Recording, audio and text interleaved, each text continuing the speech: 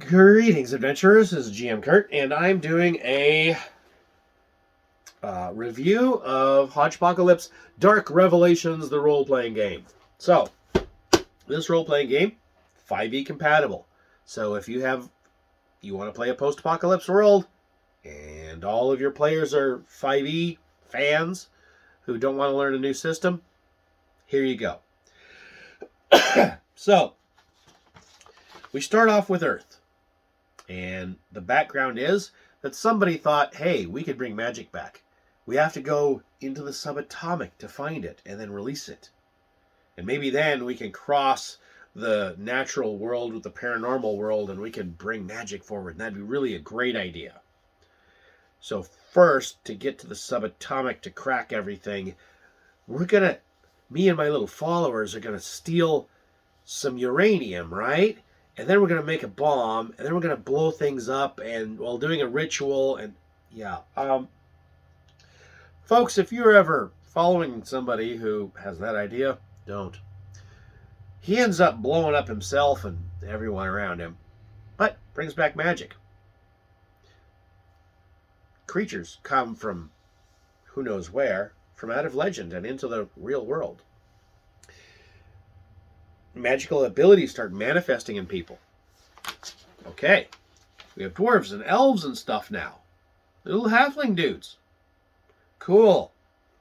What happens next? Well, we have another situation.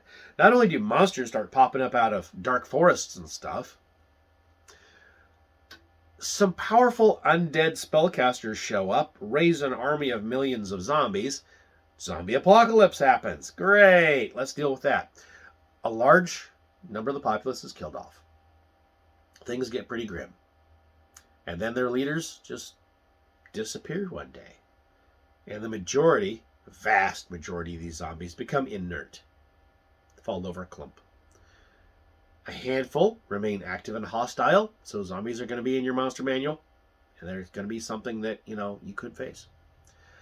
A tiny quantity of zombies are now intelligent, free-willed, and non-hostile, and a playable character race. Okay? There ends up being, at least a dozen or so playable races.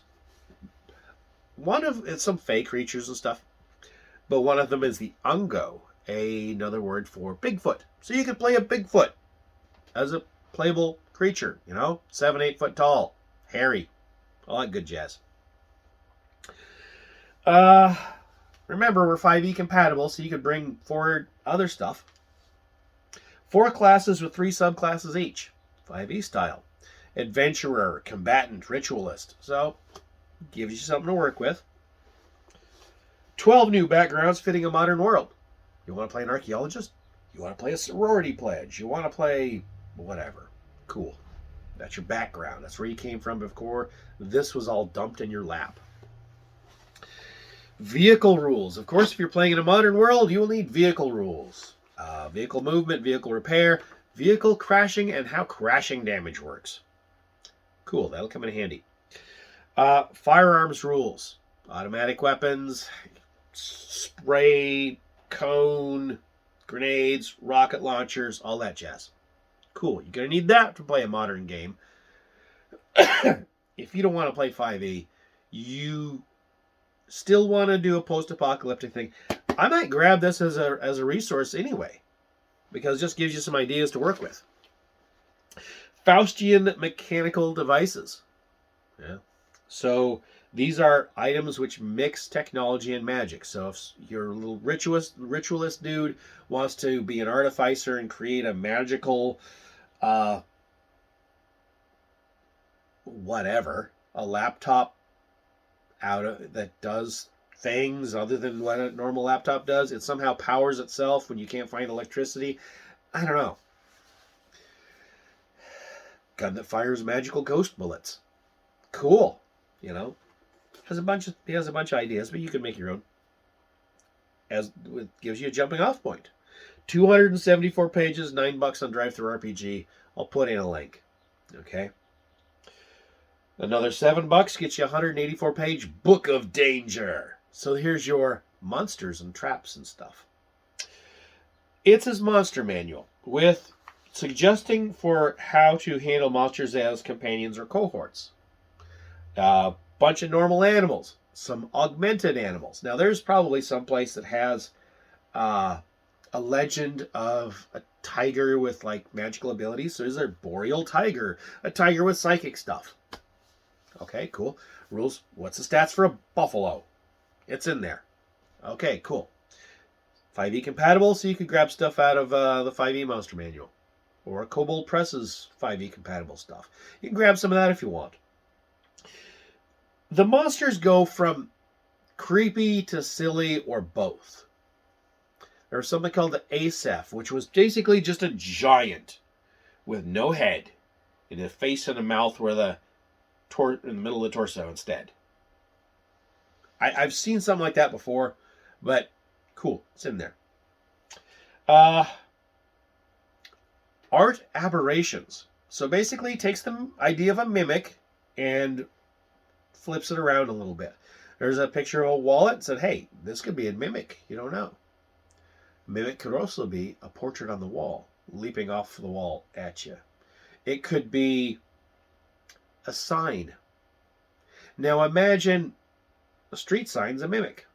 Now it's thin, so it could like hop off of the post and get behind you and get flanking and attack you that way.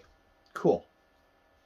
But what if this sign that was a mimic could change itself, right? Change what it says on itself and misdirect you down an alley to where a larger creature is, or an abandoned old dirt road where a larger creature is.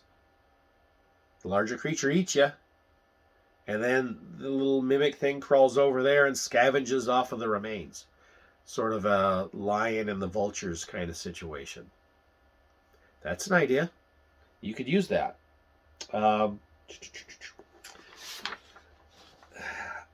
I printed off one of these monsters, and I can't say that it's fully representational of all the monsters in there, because it's not. It's just one I just grabbed because I thought it was interesting. The Bouncing Ball. What is Bouncy Ball? Bouncy Ball is 20 foot in diameter, and it's an ooze similar to the gelatinous cube of D&D.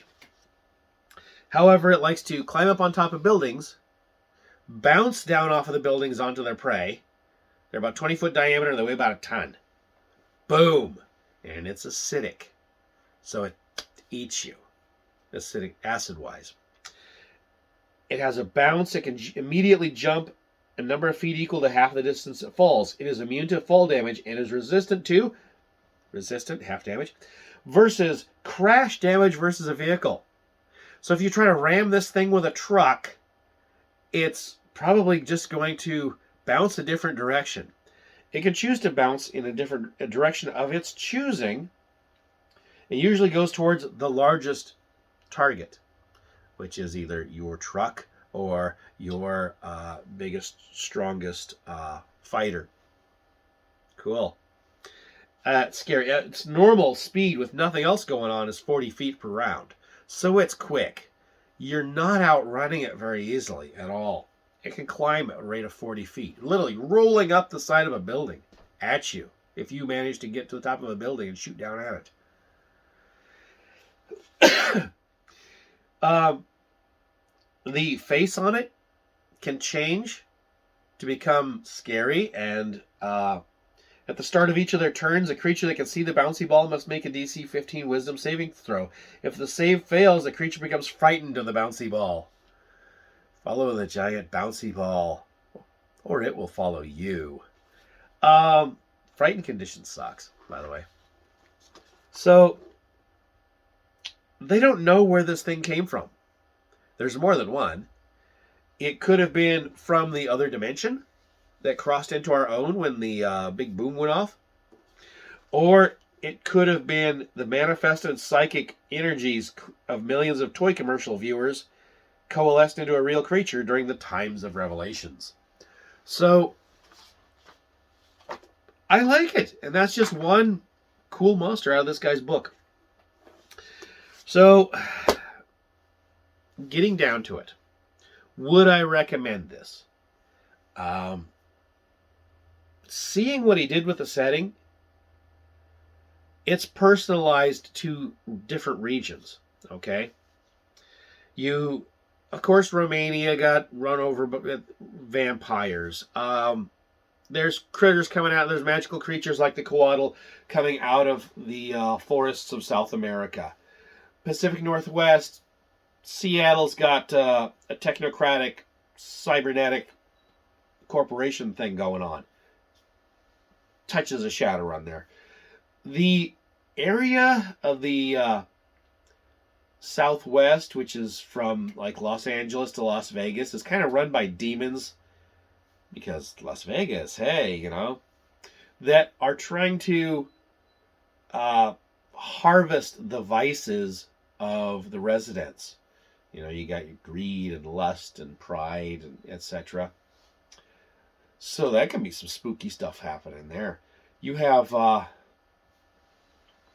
lot to work with. He throws in some adventure seeds into some of the regions he's describing. And there's things like Australia. What happened to Australia during these times? Explorers who go to Australia find that they can sail right through it. It disappears like it wasn't even there. Like it's fading in and out between dimensions. Even the Great Barrier Reef isn't there anymore.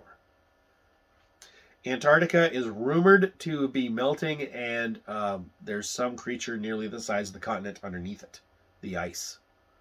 It's a little Lovecraftian touch there. So, got some good stuff going on. If I were to run a 5e based post-apocalypse game, I would use this.